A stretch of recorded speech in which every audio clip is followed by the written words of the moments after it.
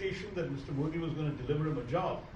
Vote for Mr. Modi again 5 years later when he still doesn't have a job. It's a simple question to which there is no rational answer. Well, they found an answer. It was Pulwama, there was Balakot, there was the 56-inch chest and the chest thumping and the virile masculinity that he was offering. I mean, that was the sort of thing that actually seems to have made an impact. And then the sort of macro development. The economy is in the tank, exports have dropped, farmers are committing suicide in record numbers, joblessness has never been so high in 5 decades.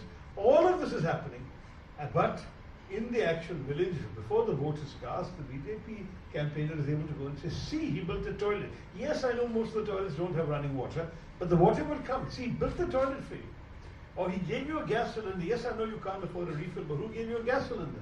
And these things actually had an impact on many of the voters as well. So they have a good formula. They're very well organized, extremely well funded. I think the history of Indian democracy, no party has been as well funded, not only in absolute terms of money, but in terms of the percentage of overall resources devoted to one party. Congress party in its heyday would not have commanded such a large percentage. I remember once when in those days all contributions were white and they all had to be announced. And Mr. Birla gave Congress the biggest contribution in the 67 elections, but paid money to every single party in the fray, even making a contribution to the Communist Party of India, which wanted to destroy it. And that was the Indian way. I mean, what we're seeing today with the BJP is in a totally different league from what we've ever seen in Indian politics. Absolutely, but that also kind of puts the opposition under the scanner, and that's where I go with my next question. I picked a specific sentence in the book about the United Nations, but for a specific reason. You say it is more accurate to argue today that the United Nations is intransigent. I think we'll have a dictionary at the end of the session.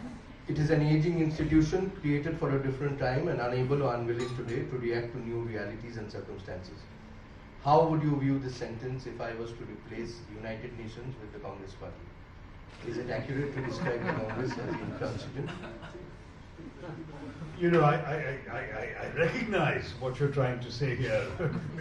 I don't think one should merely substitute terms with names of institutions. Histories are very different. But I will concede that in many ways, there is a need for change. As you probably know, when Rahul Gandhi chose to step down and announced not only that he didn't want the job, but he didn't want any of his family to take it, I took him at his word and publicly called for elections of the party, not only to his job, but to the Congress Working Committee, which has 3 categories of members: elected members, permanent invitees, and special invitees. So at least let the elected members actually be elected. They've been nominated for a long time now. And I don't think anyone publicly disagreed with me. If they did, I haven't seen the press accounts of such disagreement. And privately, they all agreed with me, but it never happened. And indeed, despite Rahul's statement, the interim solution found was indeed a member of his own family. So that does suggest that there is still a reluctance to change in the party. And I think it's a pity because in many ways I do believe that, for example, going to my solution, it's not that I'm batting for any particular candidates in that race, but rather I think the process would energize the workers, give them a sense that they're having a say in their own political destiny, in determining their leader, and at the same time it would massively enhance the interest of the public in the party. You know, when you look back at what happened with Boris Johnson, you all forget when Theresa May resigned as Prime Minister, the Conservative Party in Britain was in the dumps. They were trailing in the polls. And then they had this race, 16 candidates came forward, there were debates, there were people, rounds of voting where one candidate dropped off each time, sometimes 2 or 3 dropped off. Finally it was narrowed down to 2, then ballots were sent to 16,000 party members and votes were cast. And during that process, the nation, indeed the world, was following it every day in the newspapers. Conservative Party was again in the news, people were thinking of the Conservative Party. And by the time Boris Johnson emerged from this process as the winner, the party had not only revived, it was leading in the polls again and never lost that lead until and including the elections.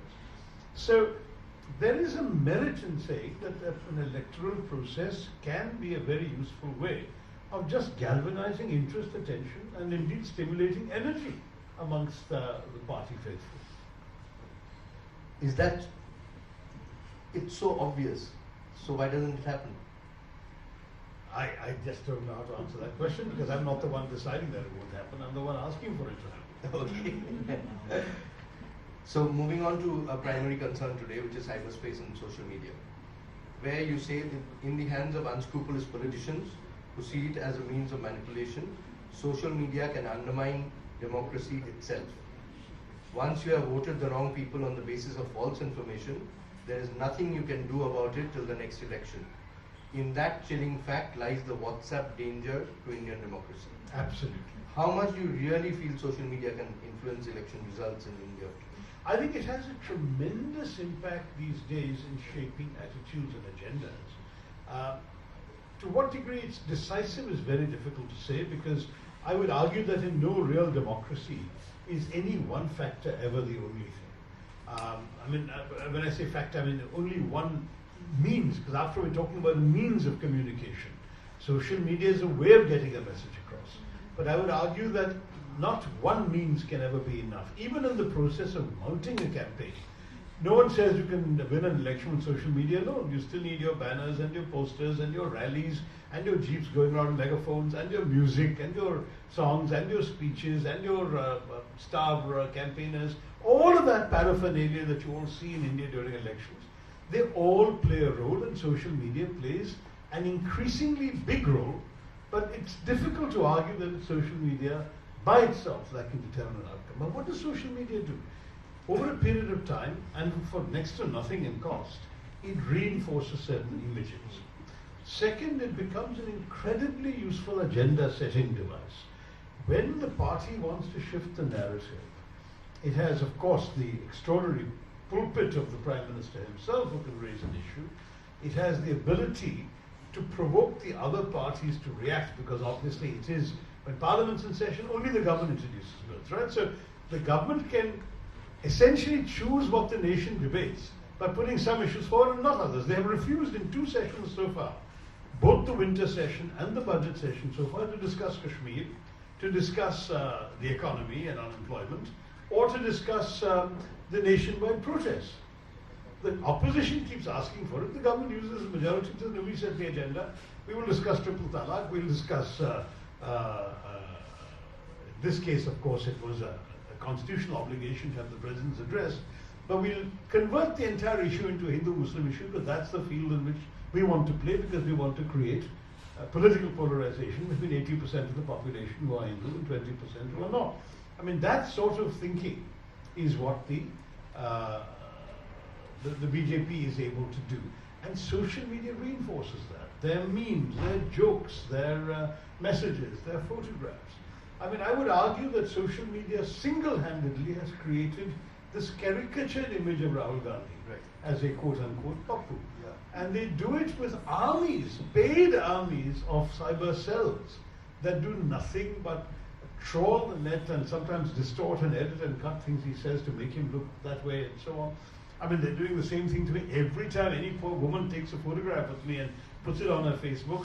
There are BJP cyber trolls who are fishing these photos out and putting rude captions. And I feel sorry for girls, frankly. Today, I don't know if you've been seeing Twitter today, but I had an anguished article from a girl, a radio jockey in Jaipur, interviewed me. She interviewed me, and she asked for a photo, which I obliged, as I obliged 20 people this morning, as you saw. And she posted it on her Facebook or on her site or something. Next thing she knew, people had put all sorts of salacious captions. These are voyeurs. And they sent it out, and because their WhatsApp reach is so great, she started receiving her own photo with these nasty captions from lots of friends and well-wishers and so on all over. And she wrote a piece saying, you know, it's bad enough that you unjustly accuse somebody who's just being gracious of being a womanizer merely because he's photographed with a woman. But then think of the pain you're causing the woman. And this is something that, you know, I must say, is a very, very typical example of the utter recklessness and fecklessness of the BJP's behavior. You see, they have decided we're going to label people in certain ways. If the counter image of me might be, for example, as somebody who reads, who writes, who thinks, who has a scholarly past, who can speak, etc., Then how do they bring me down? They can't make me into a Papu, no one will take it seriously, so they make me into a Lothario or a Casanova.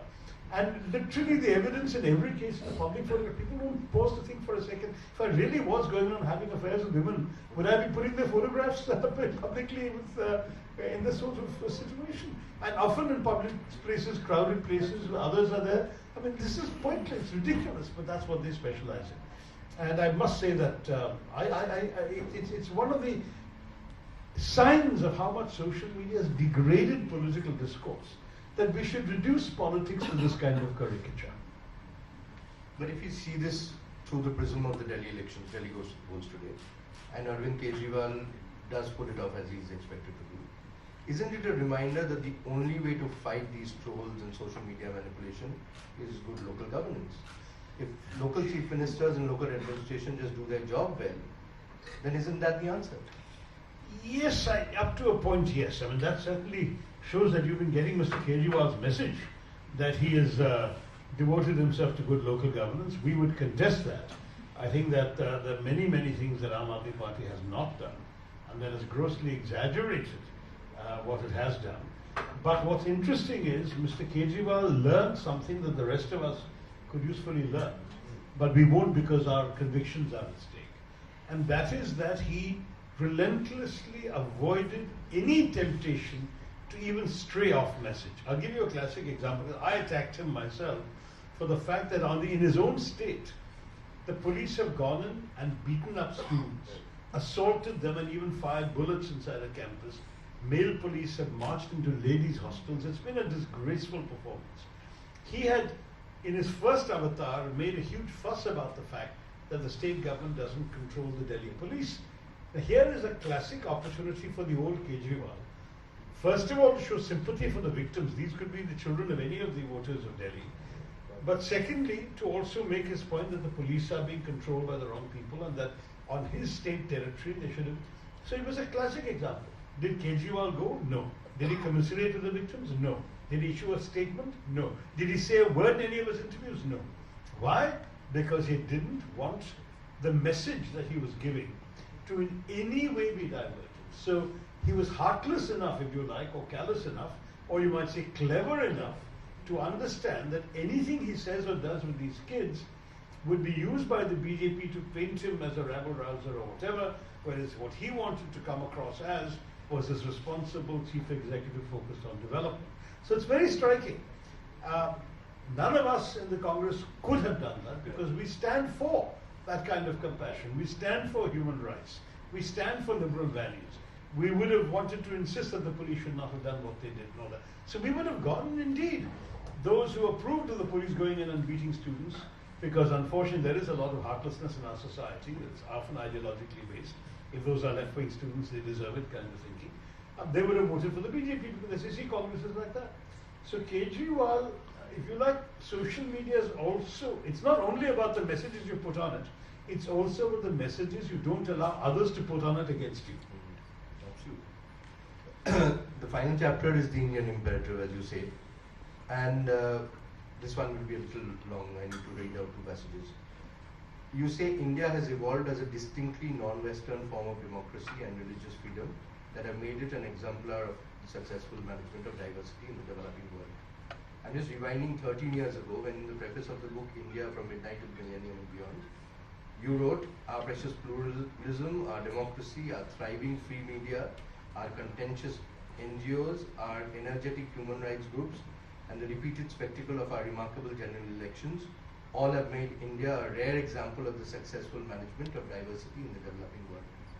My question is the BJP, is the ruling dispensation's sole purpose to kind of disprove Shashi Tharor, the writer? Sometimes it seems that way, doesn't it? Now look, I have spent 30 years writing about, for, and speaking for and advocating and lately representing an India that is all of those things.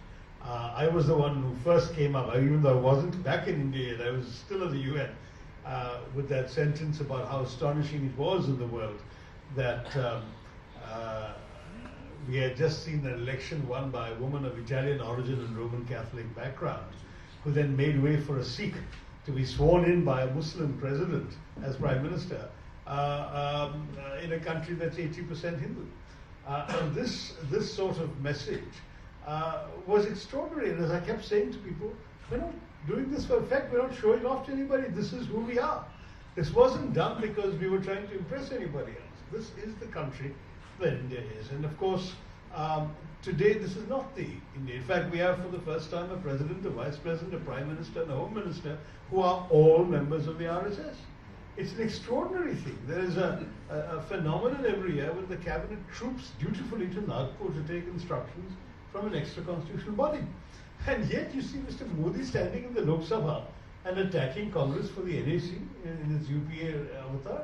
NAC being a bunch of policy intellectuals of impeccable reputation who are giving advice to the ruling party. And my gosh, I mean, it's extraordinary that versus the RSS's leadership, as it were, of mentorship of this government. So these things keep happening. Anyway, to cut a long story short, as I said a bit earlier in the talk, so I won't repeat it too much, it's that obviously the India that this government is trying to create is not only an India that I disapprove of, but is very much at variance with the India that I've tried to portray in my various books and the India that I've tried to promote in the world. I think back on the many, many speeches I have made to Western audiences. I think of President Clinton reading India from Midnight to Millennium and raving to Prime Minister Gujral about it and saying he wanted to come and visit India because of this book, and mentioning it in his speech to Parliament in Delhi. And I'm proud of my contribution to creating, or partly helping to create, an image of India in the world as this wonderful, diverse democracy with its richness, its extraordinary diversity, and its ability to take everyone along in this great adventure of development. Can I write the same narrative today? I really, really wonder. And frankly, I don't just wonder, I know that today's India is not all of that. And it could be, at heart I believe it is, and it needs to be brought back to being that again. So if we end on a note of one thing about India that you will agree that it's going on the right track, which is another passion of yours, cricket. So, well, unfortunately, while we've been talking, we've been losing 3 wickets to New Zealand. That's what you're tracking. I'm in a state of deep mourning at the moment because this one 3 of our best players have gone. Yes, so this one is for Dr. Pranab Das Gupta because he's a cricket fanatic. In January 2017, you wrote for The Telegraph, Virat Kohli is the embodiment of athleticism, aggression and ambition. A year later, you said when Rohit Sharma is on song now, not even Virat can take an attack a bat like him, when in full flow I can't think of anybody more exciting than Rohit. In February 2020, what is your assessment of Virat and Rohit? Virat just got out for 15. And 51 in the previous match, just a reversal of the numbers. No, I still think very highly of Virat. It's not just my fondness for alliteration that I went on about aggression and ambition and audacity or whatever it was. Athleticism, which is true, extraordinarily athletically fit. He is, in fact, I think the finest athlete who's donned Indian cricketing colours. I mean, I think back to my childhood of watching cricket. I first started watching Test cricket in the 60s, and I have to say that, watching a Sardesai or a Prasanna waddle amiably after a ball to the boundary, those days are gone. I mean, such players really belong to a bygone era. Today we're really looking at people like Kohli in a totally different league. Obviously no human being, no sportsman is or can be perfect. They're bound to be setbacks in their career. And it certainly does seem that the kind of extraordinary rate of success, if you look at the number of 50s and 100s that Kohli had scored up to about a year ago, just 50s and 100s, I don't think that since Bradman there has been a player whose conversion is the wrong one because conversion rate applies from 50 to 100. But what I mean is whose ability to consistently score 50 or above in terms of the percentage of innings required. I think he used to get one of those scores, 50 or 100, literally every 2.2 innings or something. It is extraordinary. I mean, a great batsman would be lucky to do it every 5 innings or something. So that kind of peak, I think, was probably impossible to sustain. And now in the last year or so, he's back to that 4 or 5 innings before he can get a 50 or 100. But there's still, I mean, I think Prithvi Shaw, for example, is a dazzling talent. He's obviously had some issues of temperament. So people tell me who know him. He's still very young. He can be molded with the right mentor. He too has got out cheaply. And then we found, for example, Mayank Agarwal, somebody with an appetite for runs, who again has been failing lately. So all that shows is that sportsmen are mortal. Nobody is guaranteed success every time. I still have a lot of faith and a lot of excitement. I mean, Rohit Sharma sets us on fire half the time, but he also fails abjectly the other half of the time. So you can't suddenly say that we found demigods playing for India. No, we found fine sportsmen who have their limitations. In terms of the way in which Indian cricket is poised, I still think that our fundamentals are extraordinary. If you look at our youth structure, we are sort of sweeping all before us in the Under-19 World Cup. And we've been doing it now for about 15, 20 years, always coming to either the final or the semi-final pretty much every time. And really consistently performing. Why? Because we've managed now to create an infrastructure throughout the country, even in places like Jharkhand and Chhattisgarh and so on, where youngsters with talent are recognized, groomed, given opportunities to showcase their talents, play on ever larger stages and get to national recognition. It's quite extraordinary. And I think that we've come such a long way from the amateur days that I first fell in love with the game of cricket on, that I would say there the future can only keep getting better. Thank you so much. Should we open it up to a few questions? Yeah? Yeah, Mike? Good afternoon. Since we are in the middle of the election, so do you think it is a kind of same-side goal for the Congress? Because every time such statements come against Prime Minister, the Prime Minister turns it around in favor of him. So do you think the opposition party, Congress, should stay away, refrain from making such comments? Look, I mean, in the heat of election campaigns, sometimes you may misspeak. I know Rahul Gandhi only meant it metaphorically. I don't think he was implying physical violence against Mr. Modi. I think he was trying to imply that Mr. Modi is strutting around the place like this, but in a few months he won't be able to go around boasting like this because of the fact that the youth of the nation will wake up to the fact that he's wrecked their lives. I mean, it's an extraordinary situation today is that the unemployment of graduates aged between 20 and 24 in India is now 64%. Can you imagine? There is only 1/3 of every graduate from 2024 can expect a job. That's how bad things are in this country. It's a record. It's never been this bad. And so Mr. Modi has failures for which eventually he will have to be held accountable. That was the point Rahul Gandhi was trying to make. Look, Mr. Modi is an incredibly skilled, I would even say gifted politician. His political repartee is amazing. And you're right that he will turn almost any barb that he might make into something in his favor. So to say that because of that we should avoid criticizing him would be unwise either. Because in any democracy, there has to be both sides of every argument. And our side of the argument clearly is that we need to be out there pointing out his failures and follies to the nation. Maybe we should do it in language that's more restrained on television or other places, but on a public stage during an election rally, a lot of things are said. In fact, far worse have been said by BJP leaders that people just overlook with the passage of time. Poor Rahul Gandhi's misfortune is not the slightest thing he says is spared exaggeration, distortion, and nationwide comment. And also you tweeted a little while ago that AAP is saying about BJP, BJP is saying about AAP, and both are correct, but it's a time to vote for Congress in Delhi. But we haven't seen that kind of campaign by the Congress party as compared to the AAP and BJP. It was more like a AAP BJP fight in Delhi. So do you think that Congress should be on field much more to gain the votes? Look, I think that is the conventional wisdom, that is the perception. But I still have faith that the Congress is capable of springing a surprise, as we proved in 3 or 4 elections. Look, going back to Gujarat in December 2017, I don't think anyone expected Congress to come so close to the BJP. It was supposed to be a walkover for the BJP. Congress surprised everybody by coming to nearly half the vote, half the seats margin.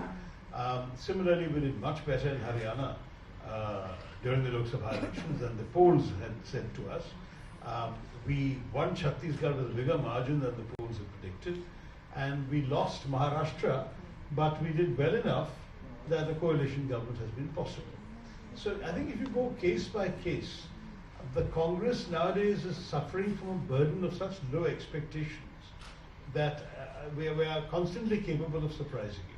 But there is one negative consequence in politics of low expectations, that it enables a third party, if there are three parties in the race, to say, don't vote for the Congress. Everyone says they're not going to win, therefore vote for us because we can stop the BJP. And in the case of Delhi, the Aam Aadmi Party has been campaigning with that message.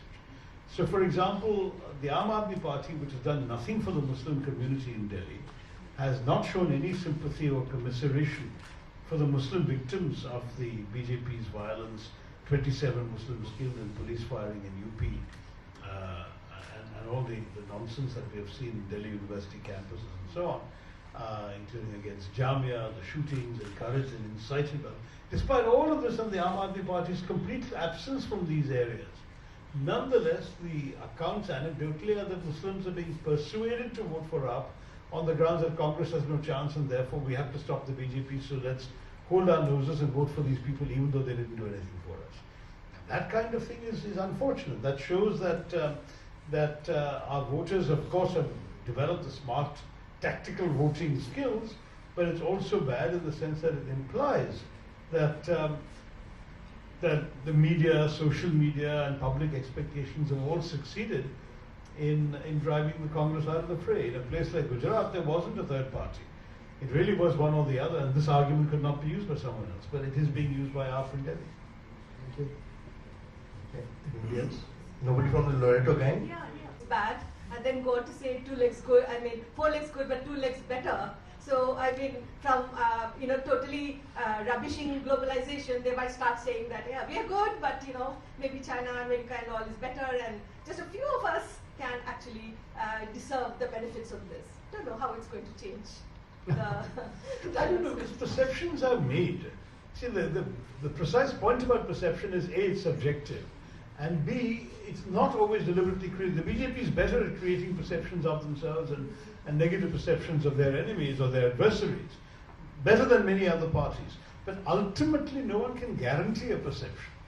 How people see you, what they see about you, is something I'm proud to say that despite the 10 years of maligning my image, I still am proud to say when I go around, when I'm catching a flight, when I'm in a public space, whatever, the way in which people approach me convinces me that the perception has not been successfully tarnished to the way in which the BJP had intended, and in fact that I am perceived in a positive light as I would want to be.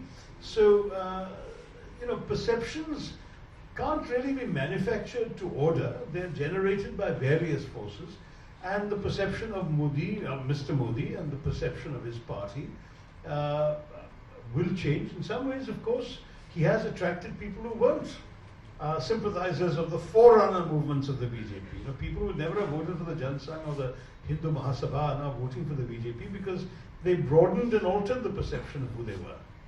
Don't you agree? And today, the image of Mr. Modi that he seeks to project, in turn, may still change. I mean, there's some cynicism about him, and more young people, I think, are turned off by the hookiness. I have to say that when he gave that cringing reply about how some child asks him, why does your face glow so much, Mr. Prime Minister?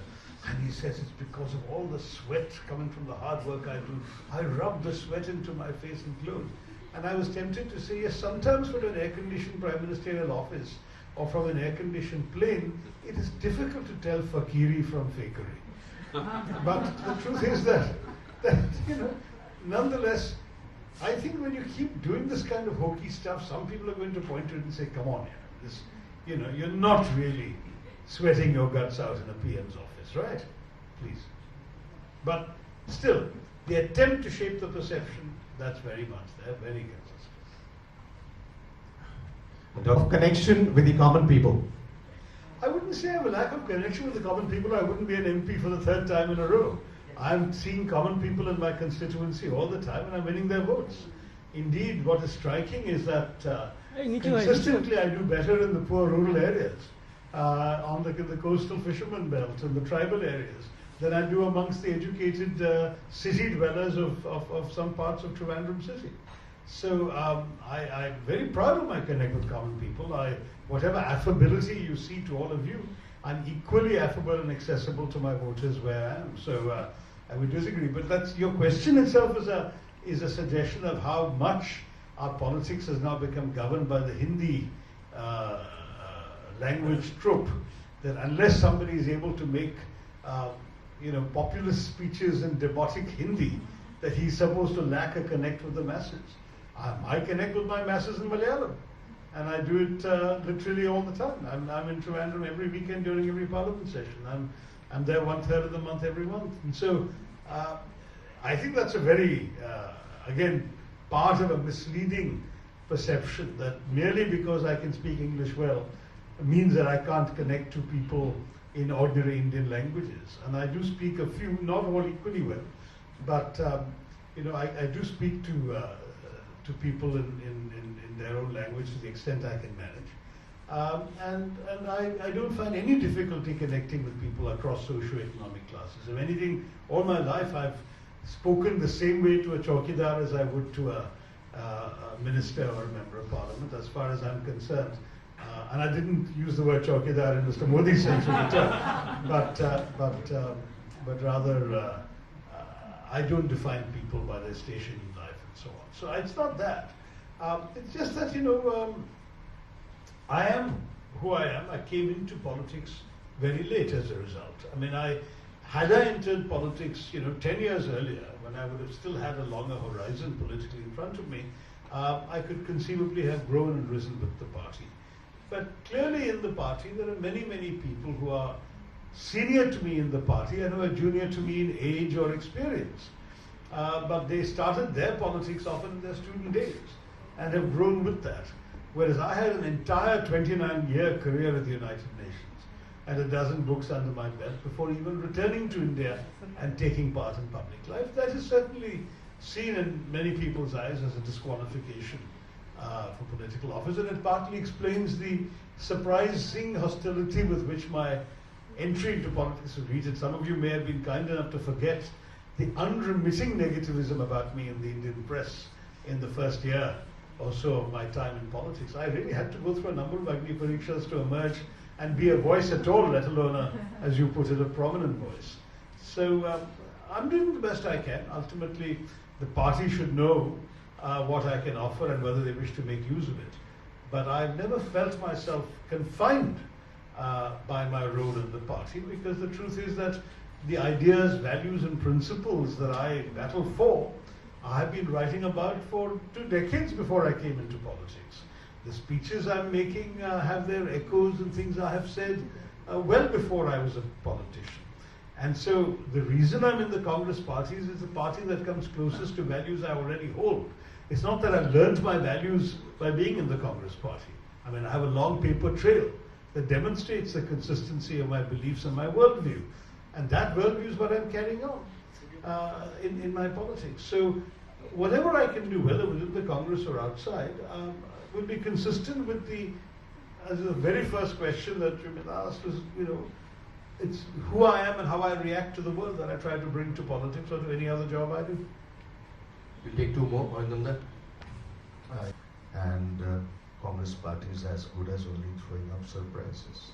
Oh. So, pleasant, unpleasant? No, I mean pleasant, unpleasant, whatever. But the fact remains that this discussion leads us and establishes the chaos that we hold in this country and pursue.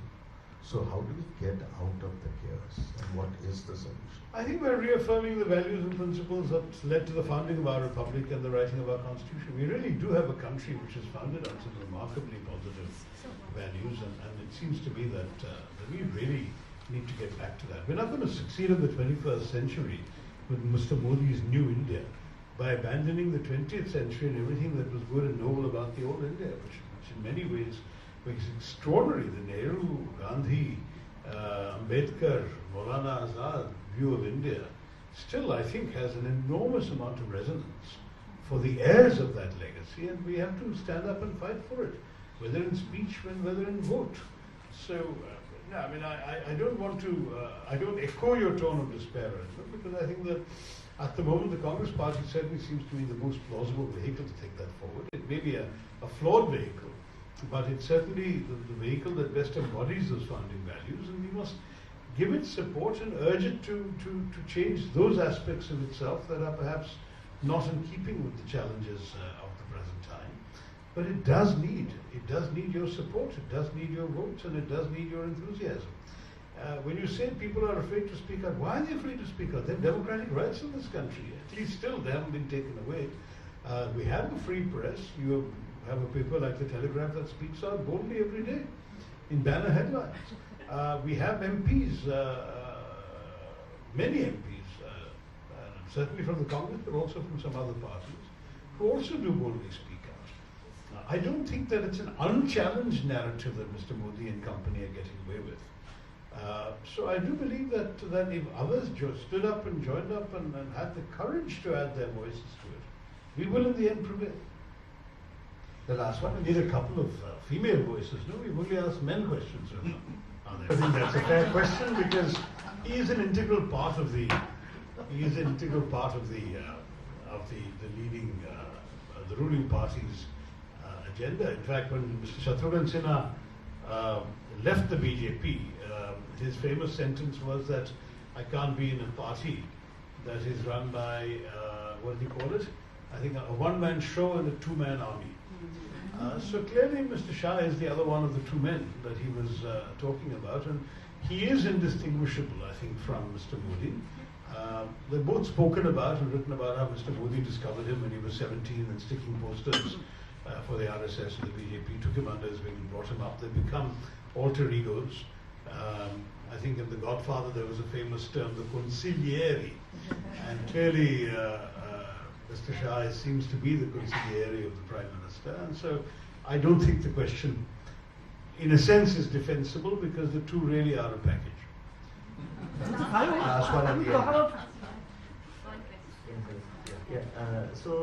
In the current world scenario, we can see that evoking nationalism and protectionism is the new formula for winning elections.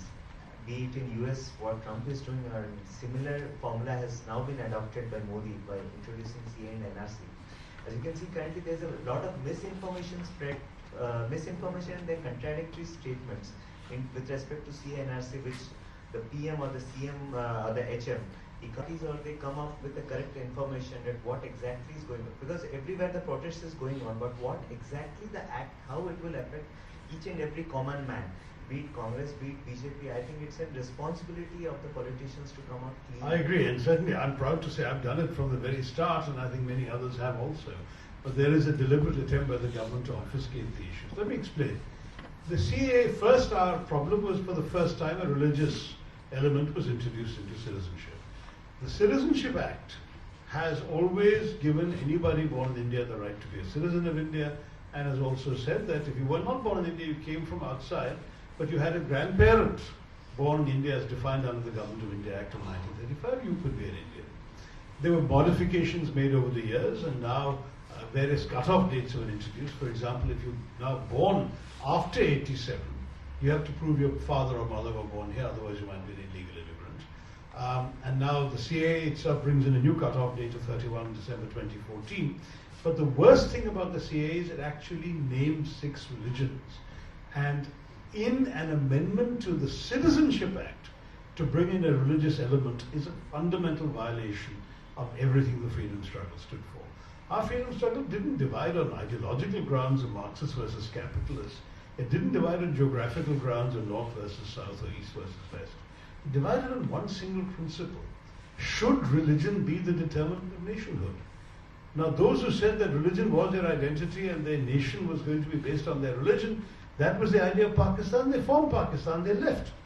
But Mahatma Gandhi and everybody who followed him said, no, religion will not determine our nationhood. Our nationhood is for all, our freedom struggle is for all, and the country we create will be for all.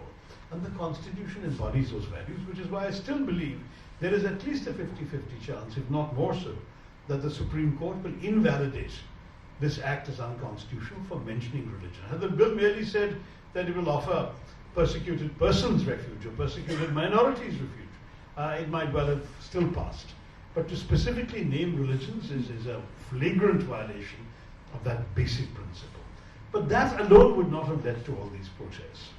What happened was, in promoting and passing this law, Mr. Shah, the Home Minister, in both houses, Lok Sabha and Rajya Sabha, explicitly said that the CAA was a precursor to a national register of citizens which would be used to weed out illegal immigrants. And that essentially would mean taking away the citizenship of people. And then, to make matters worse, the rules by which the National Population Register, also under the Citizenship Act, would have been conducted, gave the game away. Because unlike the National Population Register conducted by the UPA, which merely established your residence, are you living in this house? Have you been living here 6 months? Will you be living here 6 months? Good. You are noted as a member of the population. That has been supplanted by 8 new questions, asking you your Aadhaar number, asking you your driving license number, asking you for various kinds of personal information, including your place and date of birth, and asking you your parents' place and date of birth. Now, what happened was that many people put these two things together and said, clearly, 65% of India is undocumented. Mr. Modi's own Council of Ministers has a minister, V.K. Singh, who, when he was army chief, went to the court saying, I don't have a birth certificate, and that the birth date recorded by the army is wrong because it was a date given by my uncle when he signed me up for school, and they've exaggerated my age to get me into school sooner. So actually I'm 1 year younger and the army should change its date. Now, if a minister in the government doesn't have a birth certificate and 65% of India is expected not to, you can imagine what the likelihood is of documentation being available to Dalits, to tribals, to slum dwellers, to poor village people, and of course to minorities like the Muslim community. Now, if you belong to one of the 6 religions already given a free pass by the CAA, the presumption is that you won't be troubled. The enumerator in the NPR has the authority to write doubtful citizenship against the name of everyone interviewed for the National Population Register. They're not going to write doubtful citizenship for a Hindu, because they'll say, where else can a Hindu go? This must be from here. But the Muslims will be the ones who will be asked, how do we know you didn't come from Bangladesh? How do we know your father didn't come from Pakistan?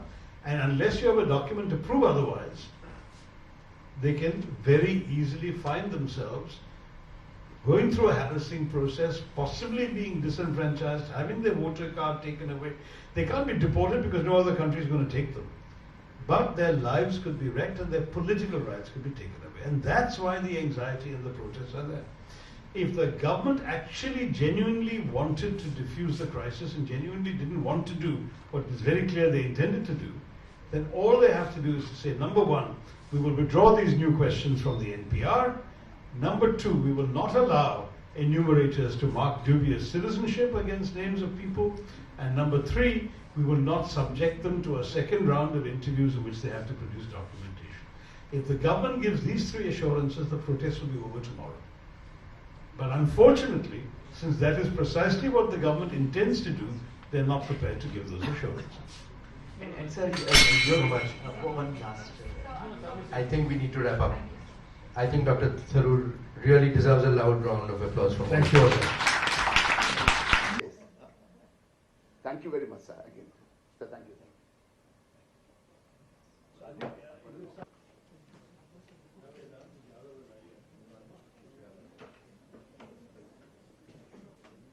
And it matches.